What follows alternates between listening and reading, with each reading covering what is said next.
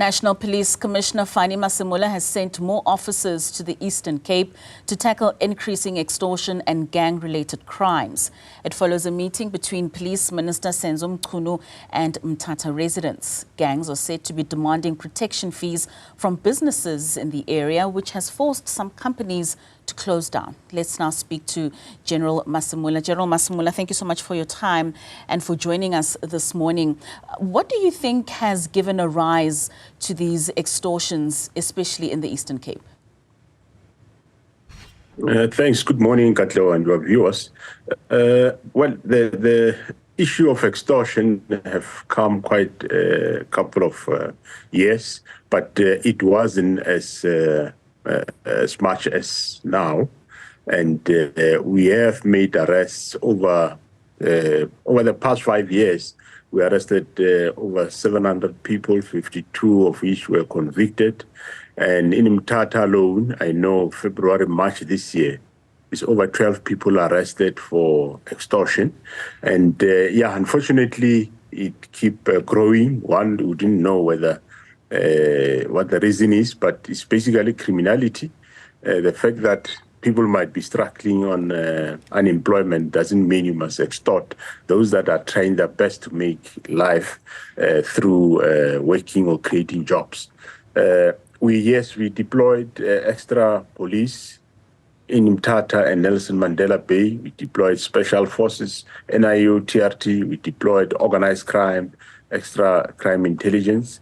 We sent 3 senior officials to assist the Eastern Cape in keeping this problem of extortion, which we have seen in Mthatha is definitely, yes, a big problem. A lot of businessmen, we had a meeting there with the minister, and a lot of people did speak about it. We are building cases against those that are responsible. There are few of them that we know, and we'll soon know all of them, and we will be able to deal with them. The incident that happened yesterday at a school, or at a local school there in Mthatha, it is apparently traditional leaders being done or whatever, where there was a dispute as to who must get the money for which the school was getting from one of the telecom service providers.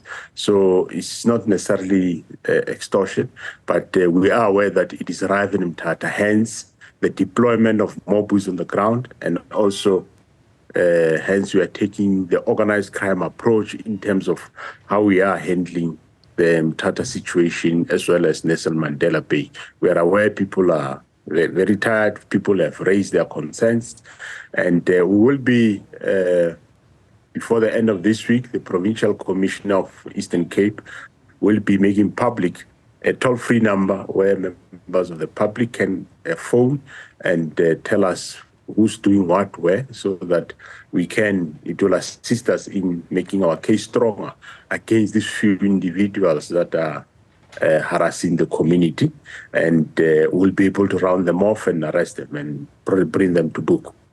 You mentioned that earlier in this year already you've arrested 12 in Mthatha. Can you tell us what it's been in relation to? Who were they extorting? Can you maybe just expand on some of those details, and also just on the deployment that you've made mention now? Talk to us about the operational strategy around ensuring that there will be more arrests with regards to the extortions in that area. Yeah, those we arrested, they were extorting shops. They went to shops where they were collecting money. Some, they went to spaza shops, collecting money from spaza shops. Some, they went to formal businesses where they were collecting money, and people did open case and we arrested them. Hence, we are calling upon the community to assist us and speak out, either phone us or phone the toll-free number, open up cases, and come forward to assist us with evidence so that we can convict these people. Our strategy there is we have deployed a multidisciplinary team. We are going to use this multidisciplinary approach, where we will be having the combat teams, we'll be having teams that will be doing some visibility around the area in terms of roadblocks, stop and searches, and so on. But we will then also have your organized crime approach will rely more on the crime intelligence, investigating, following up, to build up cases around these individuals, and thereafter then we arrest them. That's what will apply both in Nelson Mandela and also in Mthatha. And I think I was about to ask, are there any specific neighborhoods, any specific areas that you're seeing are targeted the most, that you would then deploy policemen to those specific areas? No, the areas we are targeting in OR Tambo is mostly Mthatha area is affected. There are a few villages or lallies, as they call, that are affected. But then in Nelson Mandela Bay, most of the townships there are affected, and a lot of business, spaza shops, doctors, surgeries, and so on are affected. So, but also in Nelson Mandela Bay, we discovered that there is also an extra problem there of insurance matters where people insure you and they pay for you, what do you call this, monthly premiums. The monthly contributions, premiums. And thereafter, they kill you and they claim. So hence, we are also sending the special detective, Captain Mabunda, who specializes in the investigation of this type of cases.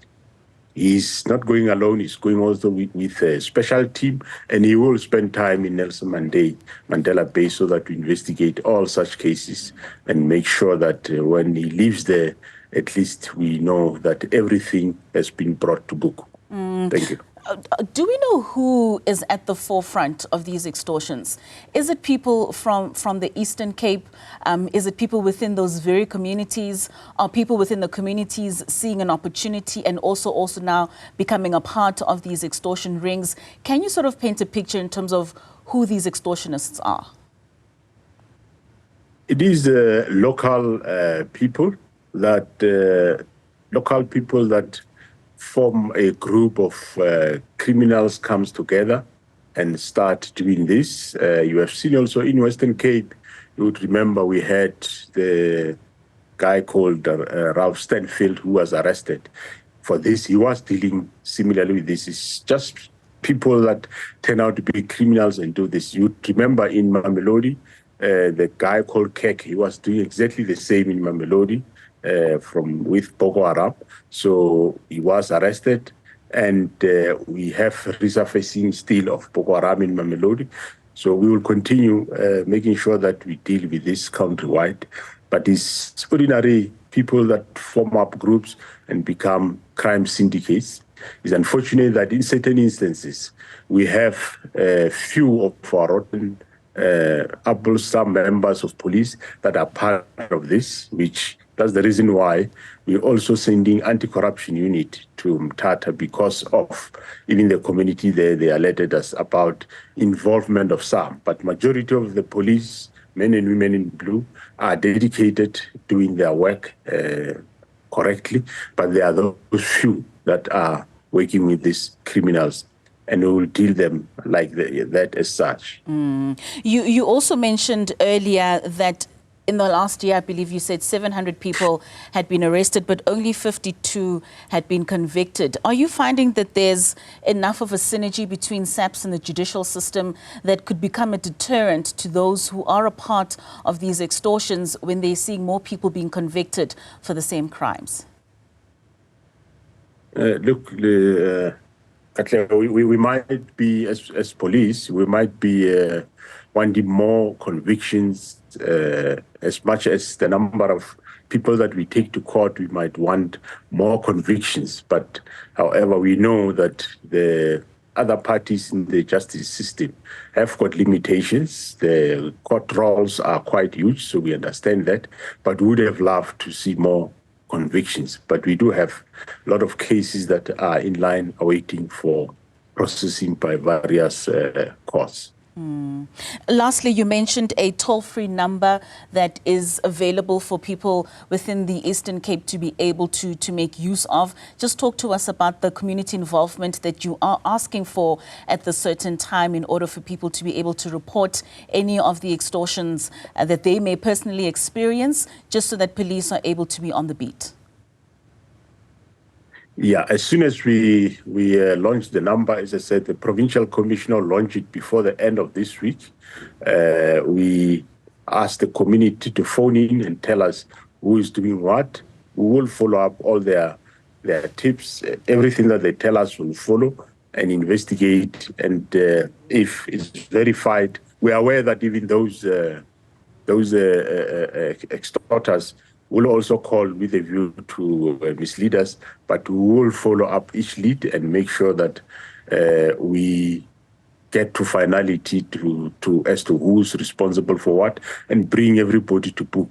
So we call upon the community that, yes, it will be anonymous.